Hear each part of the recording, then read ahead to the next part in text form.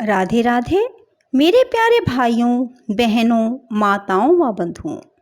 आज मैं आपके लिए लाई हूँ भौम प्रदोष व्रत कथा, जिसे सुनने मात्र से भगवान महादेव आपके सभी दुखों से आपको छुटकारा दिलाएंगे। बंधुओं, आप भी एक सुखमय जीवन जिएंगे। बंधुओं, यदि आपने हमारे चैनल को अब तक सब्सक्राइब नहीं किया तो जरूर करें और बेल आइकन दबाना ना भूलें, ताकि आपको हमारी आने वाली सभी वीडियोस की जानकारी सबसे पहले मिल सके। बंधुओं, यदि आपने हमारे फेसबुक पेज को अब तक लाइक नहीं किया तो जरूर करें, ताकि आप फेसबुक पर भी हमारे साथ जुड़ सकें। बंधुओं, इसका लिंक मैं नीचे डिस्क्रिप्शन में दे रही हूँ। बंधुओं, प्रदोष व्रत एकादशी के अगले दिन और कई बार एकादशी के एक दिन छोड़कर आता है। बंधुओं, जेठ मास में प्रदोष व्रत बुधवार का है, पर बहुत से लोग जिन्हें नहीं मालूम होगा कि व्रत कब है, वो सिर्फ यही जानते हैं कि प्रदोष व्रत एकादशी से अगले दिन होता है। उन्होंने आज मंगलवार को ही व्रत कर लिया है। सो मैं उनके लिए, जिन्होंने मंगलवार को ही प्रदोष व्रत कर लिया है, उनके लिए आज भौम प्रदोष व्रत कथा लाई हूँ। और जो लोग कल अर्थात बुधवार को प्रदोष व्रत करेंगे, उनके लिए भी कल कथा लेकर आऊंगी। भौम प्रदोष व्रत, जो कि मंगलवार को प्रदोष पड़ती है, उसे भौम प्रदोष व्रत कहते हैं। जो प्रदोष रविवार को हो उसे रवि प्रदोष, और जो शनिवार को हो उसे शनि प्रदोष, और जो प्रदोष सोमवार को हो उसे सोम प्रदोष कहते हैं। बंधुओं, यदि आप जिस भी इच्छा से व्रत करना चाहते हो, उसी वार से प्रदोष व्रत शुरू करें।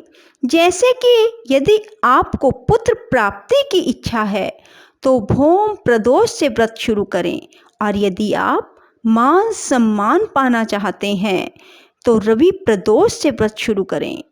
बंधुओं, प्रदोष काल क्या है?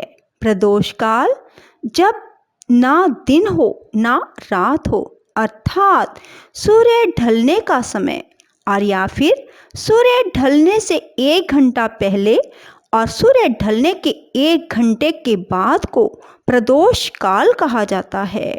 बंधुओं, यदि भौम प्रदोष व्रत हो तो आप लाल फूलों से, लाल फलों से भोलेनाथ महादेव की पूजा करें।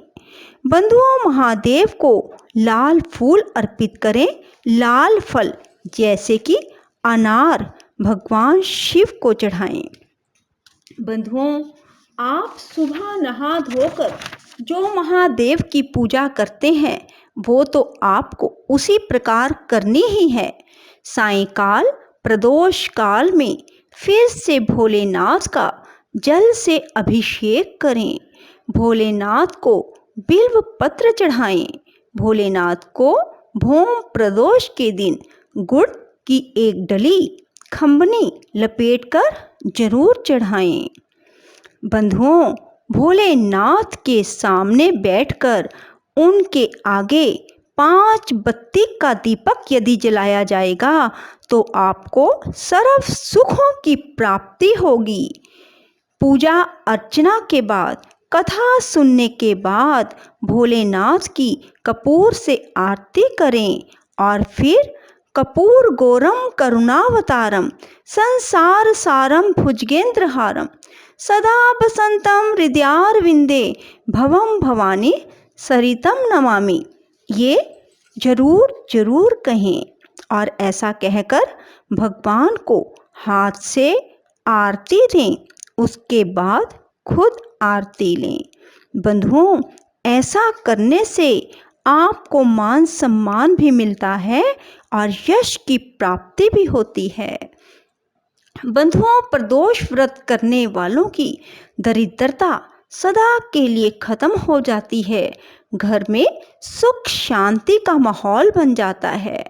बंधुओं, भोम प्रदोष के दिन भगवान शिव की पूजा के साथ साथ हनुमान जी की पूजा भी जरूर करें, क्योंकि भगवान शिव का ही अवतार है हनुमान जी। बंधुओं, शिव पुराण और स्कंद पुराण में कहा गया है कि भोम प्रदोष व्रत करने से मनुष्य की हर मनोकामना पूर्ण होती है। प्रदोष व्रत से भोलेनाथ सबसे अधिक प्रसन्न होते हैं और सबसे जल्दी प्रसन्न होते हैं। बंधुओं, आपने भी प्रदोष व्रत किया है या नहीं किया? आप भोम प्रदोष व्रत की कथा जरूर सुने। बोलिए भोलेनाथ की जय। एक नगर में एक वृद्धा रहती थी। उसका एक ही पुत्र था। वृद्धा की हनुमान जी पर गहरी आस्था थी। वह प्रत्येक मंगलवार को नियम पूर्वक व्रत रखकर हनुमान जी की आराधना करती थी। एक बार हनुमान जी ने उसकी श्रद्धा की परीक्षा लेने की सोची। हनुमान जी साधु का वेश धारण कर वृद्धा के घर गए और पुकारने लगे, है कोई हनुमान भगत जो हमारी इच्छा पूरी करे? पुकार सुन वृद्ध महिला बाहर आई और बोली, आज्ञा कीजिए महाराज। हनुमान जी बोले, मैं भूखा हूँ, भोजन करूँगा, तू थोड़ी जमीन लीप देगी क्या? वृद्ध महिला बोली, दुविधा में पड़ गई हूँ मैं तो, क्योंकि वह हाथ जोड़कर बोली, महाराज, लीपने और मिट्टी खोदने के अतिरिक्त आप कोई दूसरी आज्ञा दे दें, मैं अवश्य पूर्ण करूंगी। साधु ने 3 बार प्रतिज्ञा कराने के बाद कहा, तू अपने बेटे को बुला, मैं उसकी पीठ पर आग जलाकर भोजन बनाऊंगा। यह सुनकर वृद्ध महिला घबरा गई, परंतु वह अपनी प्रतिज्ञा में बंधी हुई थी। उसने अपने पुत्र को बुलाकर साधु के हवाले कर दिया। वेशधारी साधु हनुमान जी ने वृद्ध महिला के हाथों से ही उसके पुत्र को पेट के बल लिटवाया और उसकी पीठ पर आग जलवाई। आग जलाकर दुखी मन से वृद्ध महिला अपने घर में चली गई। इधर भोजन बनाकर साधु ने वृद्ध महिला को बुलाकर कहा, तुम अपने पुत्र को पुकारो ताकि वह भी आकर भोग लगा ले। इस पर वृद्ध महिला बोली, उनका नाम लेकर मुझे और कष्ट मत पहुंचाओ, मेरा मन पहले ही बहुत दुखी है। लेकिन जब साधु महाराज नहीं माने तो वृद्ध महिला ने अपने पुत्र को आवाज लगाई। अपने पुत्र को जीवित देख वृद्ध महिला को बहुत आश्चर्य हुआ और वह साधु के चरणों में गिर पड़ी। हनुमान जी अपने वास्तविक रूप में वृद्ध महिला के सामने प्रकट हुए और वृद्ध महिला को उसकी भक्ति से प्रसन्न होकर आशीर्वाद दिया। राधे राधे, जय श्री कृष्णा। बोलो शिव शंकर भोलेनाथ की जय। बंधुओं, यदि आपको हमारी वीडियो पसंद आए तो इसे लाइक करें और शेयर भी जरूर करें। धन्यवाद।